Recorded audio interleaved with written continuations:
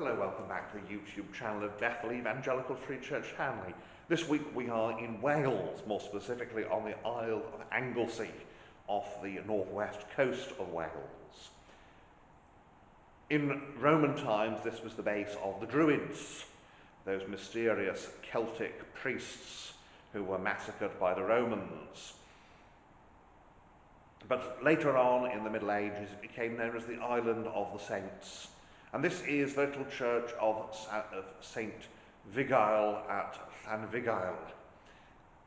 Who was St. Figael? He's one of many saints who came here, who evangelized, who founded little monasteries, little, I suppose, monastic communities, possibly the best way to put it, in that these were not sort of formal monasteries that we tend to think of.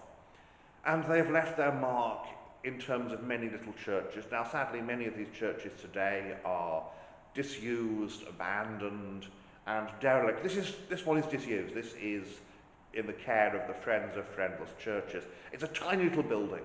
It is medieval, but its entire character today is Georgian, thanks to restoration work in the Georgian era, when it was outfitted with pews and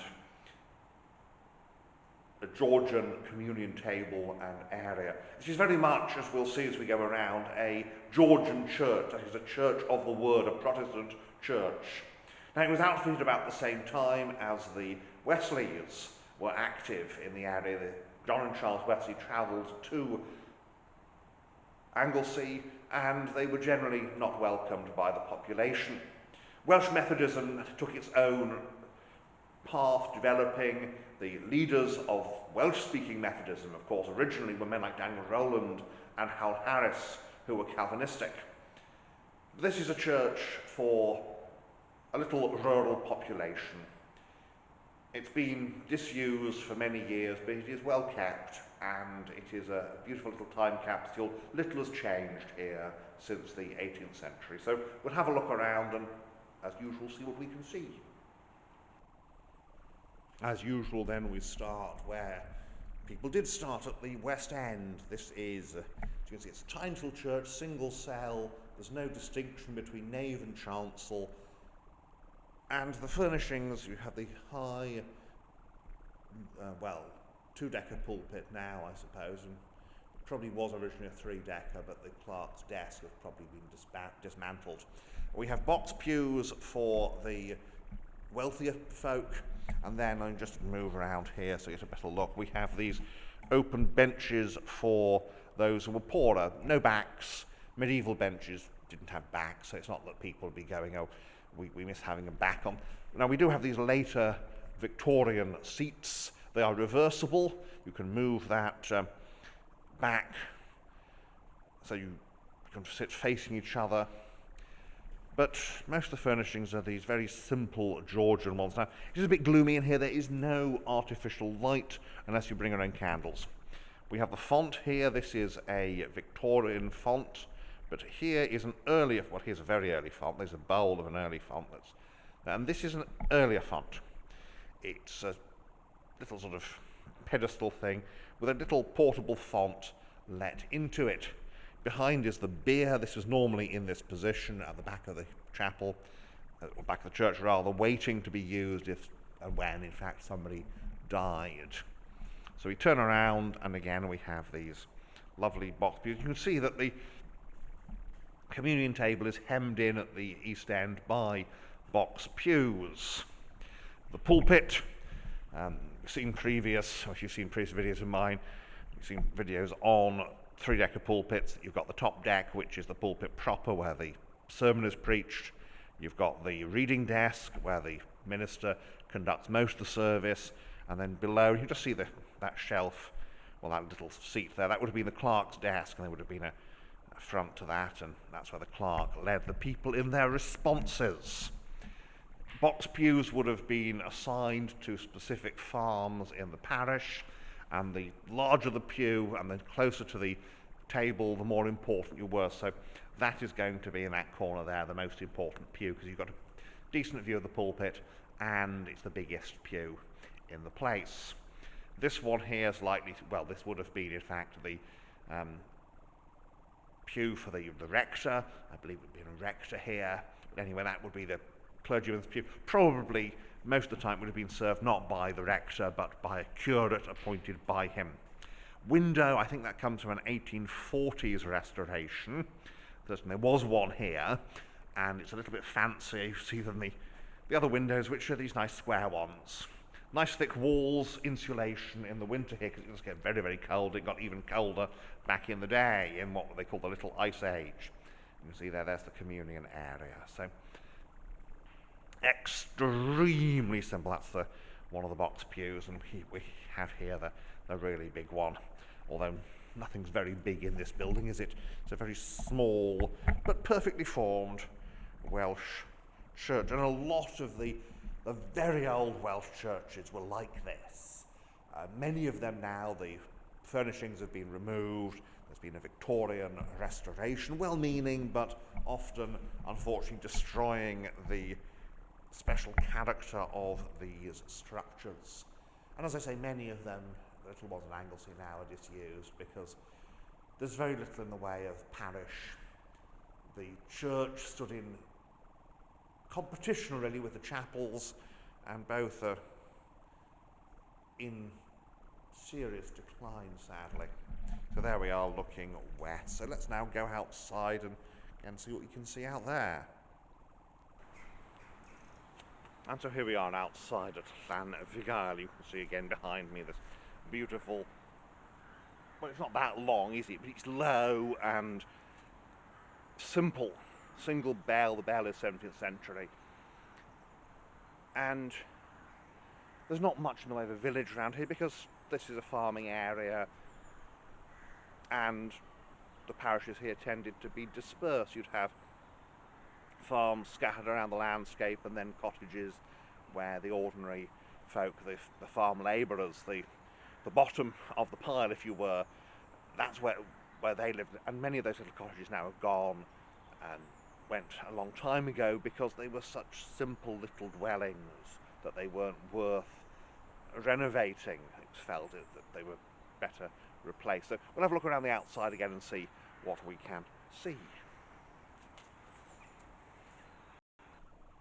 So we start off in a corner here of the churchyard, and again, this is just simply, it's really a barn-like building. It is medieval. It's a reminder that in poorer parts of Britain, like here in the middle of Anglesey, church buildings, yes, they were significant, they were high status, but high status often just meant this is built out of stone and might have it was a slate roof now, it probably wouldn't have a thatched one. Again, because it's just what you can afford. There's a lot of these slate memorials, either these table tombs or gravestones. Some of the table tombs are quite interesting. We'll see them as we go around. There's that bell cot, just the one bell to call the people to worship.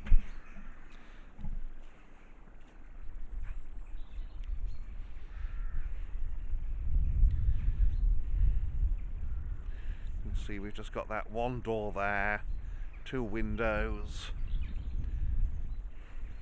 It's on a fairly high point, actually. It does appear to be the highest point in the area, which is in many ways not surprising, because the churches were set at points where you could see them from a great distance, or not a great distance, a distance anyway.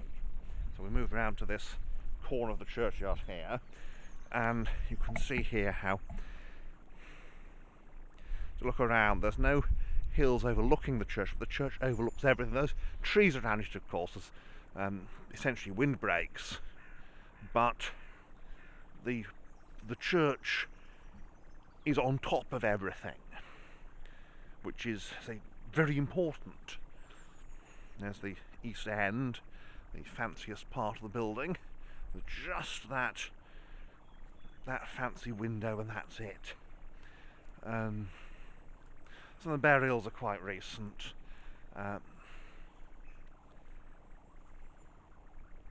And there we have it, just the one window then on the north side, which is quite common because the north side you're going to get the wind. And I've been here in a winter storm, and it's fierce up here because we are on top of the hill, and you just get the blast.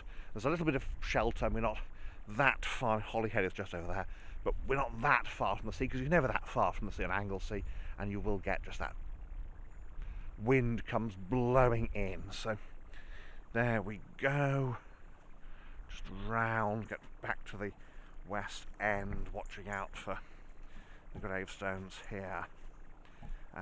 So it is no longer in use, it is redundant and in the care of the Friends of Friendless Churches. So it's open, as far as I can tell, every day. The only time I found it closed has been, well, during the post-COVID period, which of course is was unusual and weird, and let's never speak of it again. So there we have it, and this is the path here.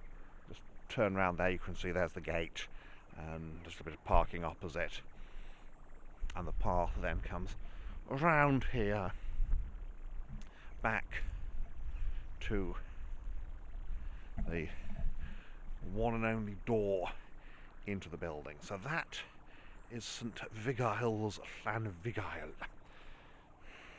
and don't quote me on the Welsh pronunciation.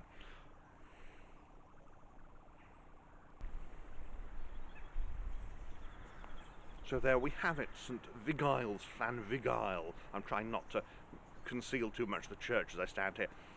It's a beautiful building and a perfect example of a largely unspoiled Anglesey church as it would have been in the 18th century. The Methodist revival didn't really touch the Anglican church here, and it's one of the reasons why the Methodists take off in Wales, is that the Anglican church is really quite opposed to them, but also it's really quite identified with the English rather than with the Welsh. Well, thank you for watching, and may God bless you and keep you until next time.